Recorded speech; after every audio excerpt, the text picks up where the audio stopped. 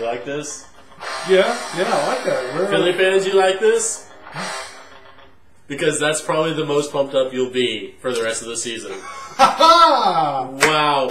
Oh, welcome man. to the Week 10 preview for Sports Club. Sorry. I have a buddy at work. Stabbing the viewers. Yeah, take that.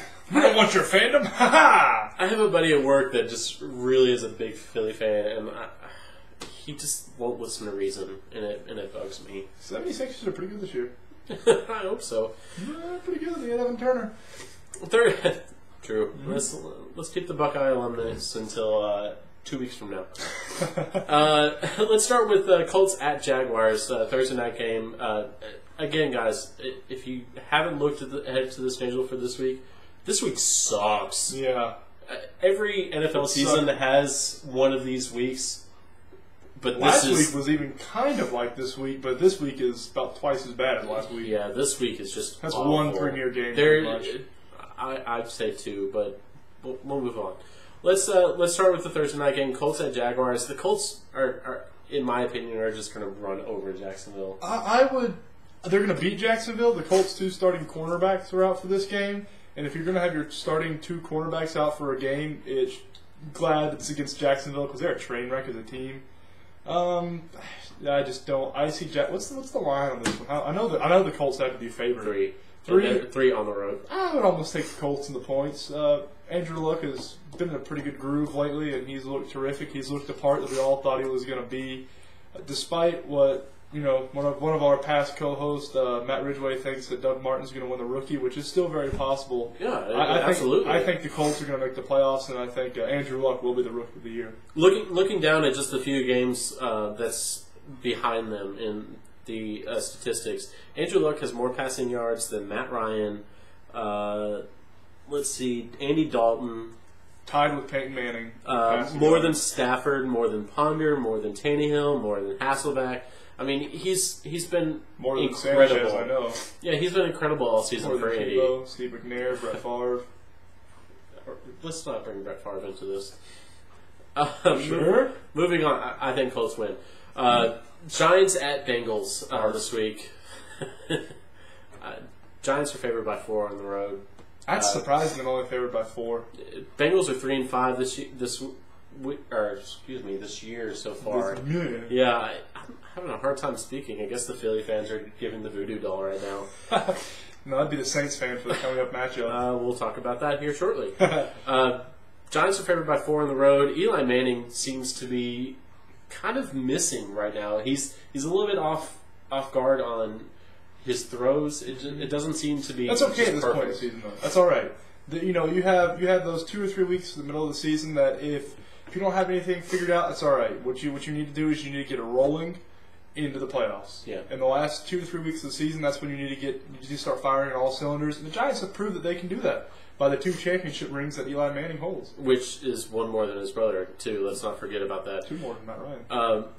Victor Cruz continues to have a fantastic season, catching over 700 yards and 7 touchdowns mid-season, guys. Most wide receivers in the NFL would love to catch 700 yards and 7 touchdowns the entire season. He's got it at 8 weeks. Moving on, Titans at Dolphins. Again, we're talking snoozers of games here. Granted, it is AFC South divisional matchups at this point, but Miami's favored by 6 at home. Oh. Who do you take, points or... Dolphins are in these. Oh, yeah, true. I'm sorry. Wow. I take... Yeah, I'm thinking South. Yeah. Let's think about that. Because Miami's the southernmost team in the NFL, but they're in the East. Yeah. And Dallas is in Texas, and they're in the East. And Indy's in Indiana. Yeah. And they're in the East. Yeah, it doesn't... I mean, South. Yeah, it doesn't... I'm not sure. It's like when the Braves were in... I digress. Yeah. I take the Dolphins. I don't know if they win by 6. The Titans are actually pretty decent. Who cares? Chris Johnson continues to build his season. Much better. I go with the Dolphins at home. I like Tannehill's girlfriend. I agree. Let's go with the Dolphins at home, not on Tannehill's girlfriend. That's a big reason why I'm going with the Dolphins at home. It gets hot down there. My wife would disagree. Anyway, Vikings. Has she seen her? Lions at Vikings. A big big matchup for these two teams. Vikings need this win bad if they want to keep in the playoff hunt.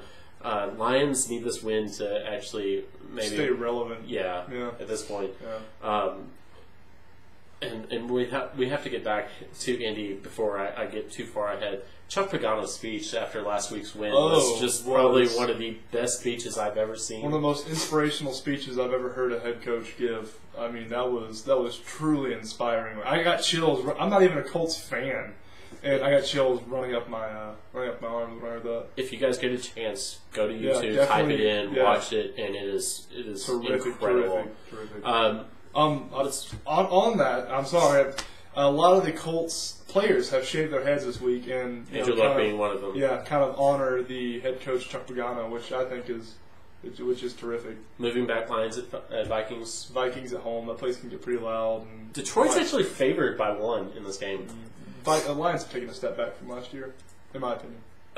Let's move on to a big NFC South matchup, one that I'm actually really interested in. Falcons at Saints. The Saints are actually on the upswing. They've won 3 of the last, I want to say 3 of the last 4 since they started 0-4. Falcons have won 8 of the last 8, I believe. Yes, they have.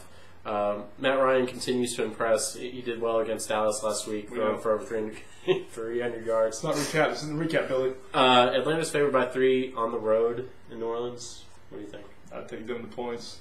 Saints are on pace to give up the most the Saints are on pace to give up the most yards in a season ever in the history of the NFL.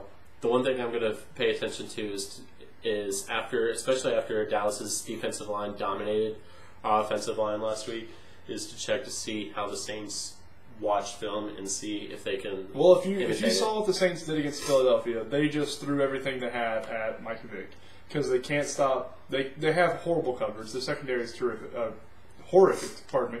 Yeah. And they just pretty much rushed everybody against Vic, and that worked because Vic doesn't know how to read defenses. That's not going to work against Matt Ryan. You throw everything but the kitchen sink at Matt Ryan, and he's going to toss up some long balls and put up probably 350-plus yards against your secondary. I agree. A rematch from the Week 4 beatdown that the Patriots gave. I don't remember how that Week 4. 52-28. The Patriots won. They're at home, and they're favored by 11. Passing points. Patriots win at home. Buccaneers are hosting the Chargers at home. Tampa Bay's favored by 3. This is actually an interesting game just because they're both 4-4. I would say one of the top 5 matchups of this week. I'm really interested to see if Doug Martin continues his success. I'm also really interested to see if Freeman can continue his insickness with his wide receivers. I agree. I'm ready to see if that Tampa Bay defense can stop Phillip Rivers, who at times can be deadly, but I really think they step up and make this a statement game. Their defense. Broncos at Panthers. Denver's favored by 4, and I think it's going to be Denver in the points. Once again, it's just a boring slate of games in the NFL this week. Moving on, Ravens hosting the Raiders again. Baltimore's favored by 8 at home. Yeah, it's... Again, most of these games, and I'm sorry if you guys are fans of these teams that are in these games, but you have to take off your fan hat for I agree. Yeah. A couple of seconds and look at it and go, okay, I see your point. Yeah. I mean, these if games you're really a fan do of one suck. of these teams in these matchups, A, your team is really good, or B, your team sucks. So, yeah. I mean, either be happy or change teams, pretty much. Baltimore's favored by 8. We're going to take Baltimore at home. Yeah, definitely. Jets at Seahawks. Seahawks are favored by 6.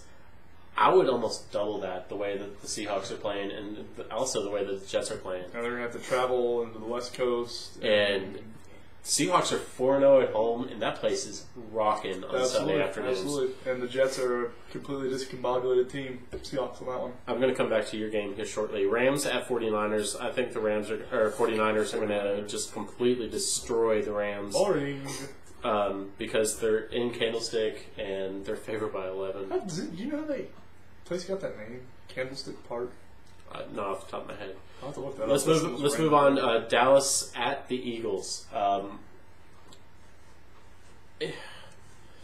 These two teams are the exact same. Wow, the exact same? I would disagree, but okay. Tell me why. Well, they have pretty much about the exact same talent on each team. Tony Romo and Mike Vick.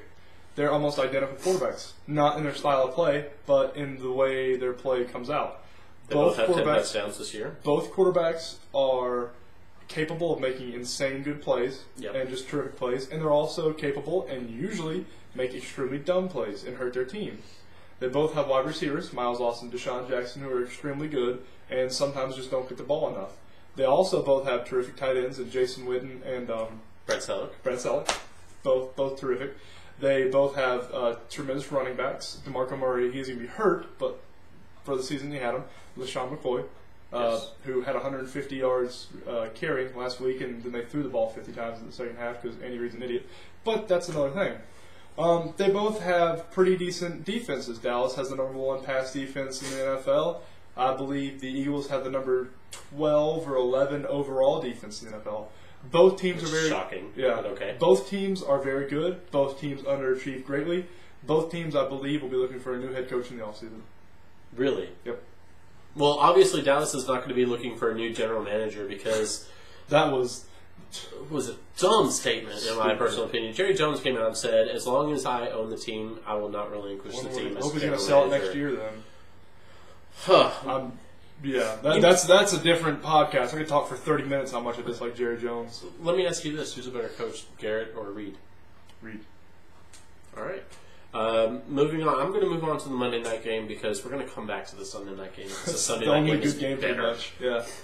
Chiefs at Steelers Monday night. Steelers are favored by 12. Chiefs are awful. Chiefs are a train wreck. You know, and it's one of those things where we're one step closer to them having Matt Barkley as a starting quarterback next year. It's really quick because I mean, when you look at it, when ESPN looks at filling out the games for the season, they look at what they did last year and they're like, well, they have the same amount of talent.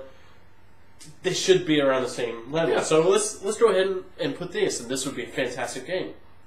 Yeah, it happens every year that the Sunday night games continue to be one of the best games in the league. I don't know how that happens. Even does it seem like to me the Thursday night games? It seems like before the season started they picked kind of crap teams to play, but the Thursday night games have been some of the most competitive, compelling, fun games to watch. That's just me. I enjoy the Thursday night games more than any games of the weekend, other than Cowboys, obviously.